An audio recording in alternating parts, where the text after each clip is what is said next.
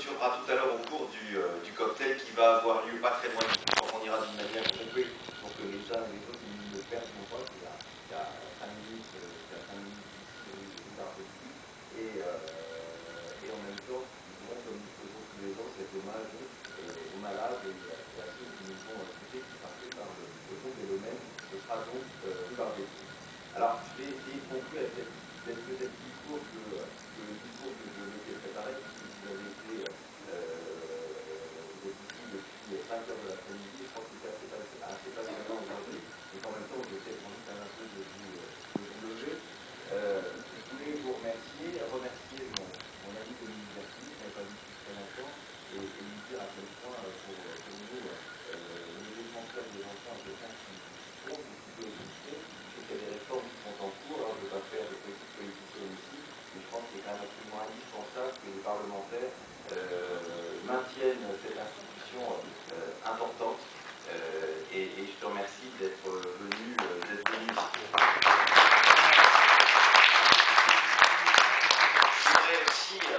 Je voudrais aussi remercier Michel pour le témoignage qu'il a fait. Je sais que c'est pas facile de témoigner quand on a vécu des discriminations aussi fortes. Vous savez, depuis longtemps, à l'ELCS, on se bat contre ces interdictions de s'installer et ces interdictions de circuler des personnes séropositives. Quand même la moitié des pays du monde aujourd'hui interdisent leur territoire aux personnes séropositives, et pas que des pays qui peuvent paraître peu démocratiques. Michel le disait tout à l'heure, s'il veut aller vivre, s'installer, travailler au Canada, il ne le peut pas. C'est cette réalité que nous connaissons aujourd'hui, en 2009. Et tout ça ne s'arrange pas. Aujourd'hui encore, 13 pays interdisent totalement leur territoire, même pour de simples vacances. Alors les États-Unis, et c'est un des combats qui semble gagner, vont lever ces interdictions à partir du 1er janvier 2010, mais tout ça n'est que l'arbre qui cache la forêt, parce que les interdictions de s'installer s'aggravent, et dans une indifférence générale. Il y a quelques mois, et nous l'avons dénoncé à l'ELCS, malheureusement on n'a pas été beaucoup repris là-dessus, la République tchèque présidait l'Union européenne. Et l'un des derniers actes qu'a fait ce gouvernement, c'est d'édicter des interdictions de s'installer pour les personnes séropositives, évidemment pas pour les Européens, puisque vous savez qu'il y a la liberté de circulation, et heureusement, mais pour notamment certains pays africains.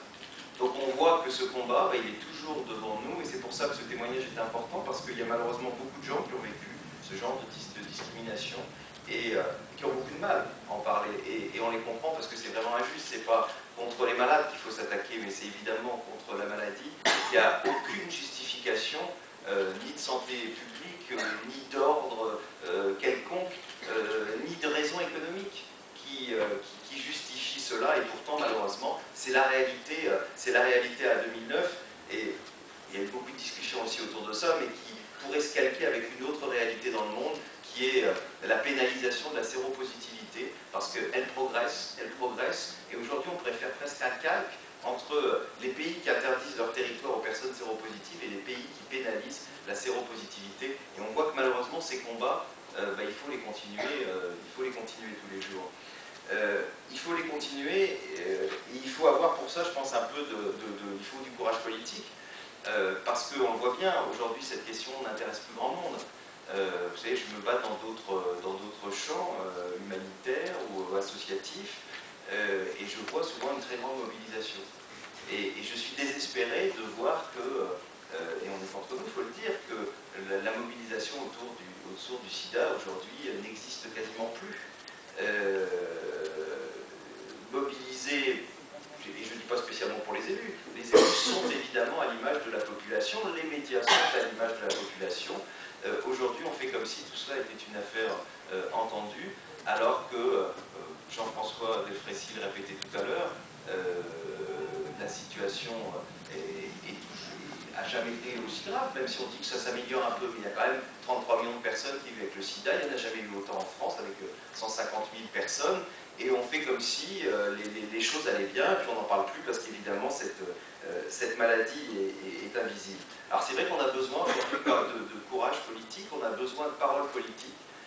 Willy Rosenbaum, qui nous salue tous et qui est au Laos en ce moment, dans le cadre d'une mission qu'il mène, il n'est pas en vacances, il s'occupe justement de vivre VIH là-bas, prête aussi en vacances, c'est un droit, hein, de temps en temps quand même, nous dit régulièrement que le sida se soigne aussi par la politique, et on sent bien à quel point aujourd'hui on en a pour résoudre un certain nombre de problèmes, et que quand il y a de la volonté politique, les choses avancent. Alors, je ne vais pas faire de la démagogie, mais vous savez, en ce moment on parle beaucoup de la grippe A, et il faut lutter contre la grippe A, on est tous d'accord, et c'est très bien, ceux qui veulent se faire vacciner, qu'ils se fassent vacciner, et on voit quand il y a une vraie volonté, comme il y a eu pour la grippe A, on trouve les crédits. On trouve les crédits sans problème. Aujourd'hui, la France a trouvé plus d'1 milliard pour pouvoir vacciner les Français. La plupart des pays riches ont trouvé l'argent. Aujourd'hui, il y a, nous dit-on maintenant, 4 millions, presque 5 millions de personnes qui sont enfin soignées dans le monde, sur les 9 millions qui en ont besoin. Sur les 9 millions.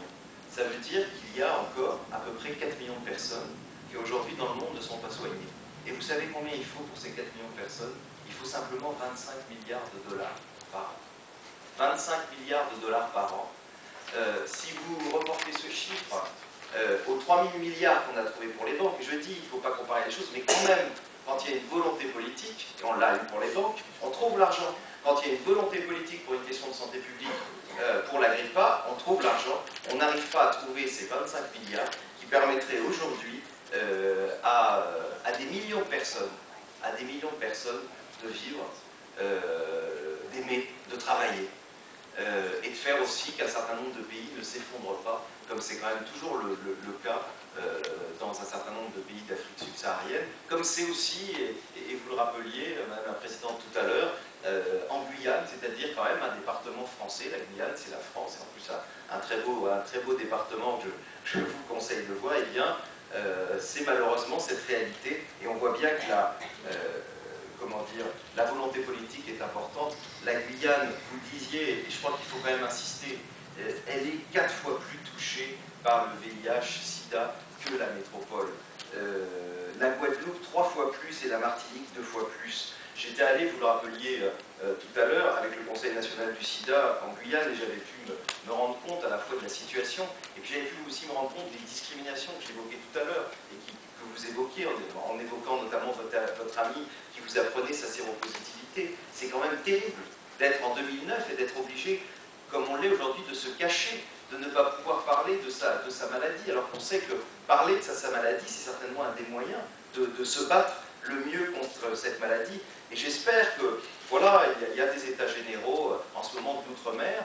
Je trouve que malheureusement ce sujet n'est pas assez évoqué dedans, et d'ailleurs écrit il y a quelques jours à la ministre de l'Outre-mer pour lui dire cette question est une question importante, notamment dans les départements français d'Amérique. Et je vais d'ailleurs avoir de nouveau ce message, que je vais aller non pas cette fois-ci en Guadeloupe, mais pour le 3 décembre, je serai, pas en Guyane, pardon, je serai en Guadeloupe, qui est bien sûr moins touché, mais qui est quand même un département très, très touché par le sida. Et je crois que là, il faut vraiment y mettre, il faut de l'argent, et puis il faut de la volonté, et il faut aussi de la parole politique. Il va y avoir aussi des élections bientôt, et vous savez que le rôle aussi d'une association comme élus locaux contre le sida, c'est d'interpeller les élus. Et bien ce sera d'interpeller les candidats aux élections régionales pour leur dire oui, c'est certes pas forcément votre compétence première, mais on peut difficilement imaginer que dans un département, d'une région comme l'Île-de-France ou dans une région comme la Guyane, les élus locaux se désintéressent d'une question qui les concerne autant. Alors certes, moins peut-être en Guyane, mais n'oublions pas que la région Île-de-France a la moitié des cas de sida de tout le pays. Francine Bavet le rappelait en début de matinée.